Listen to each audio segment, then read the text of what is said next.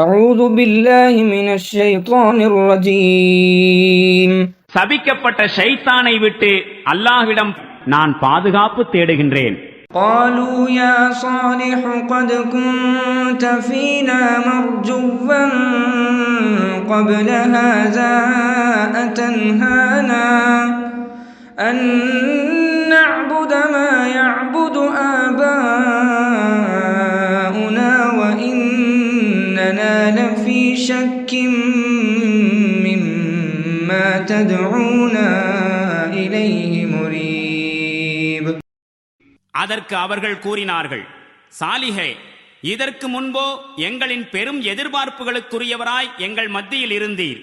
இப்பொழுதோ எங்கள் மூதாதையர் வணங்கிக் கொண்டிருந்த கடவுள்களை நாங்கள் வணங்குவதை விட்டு எங்களை தடுக்கின்றீரே.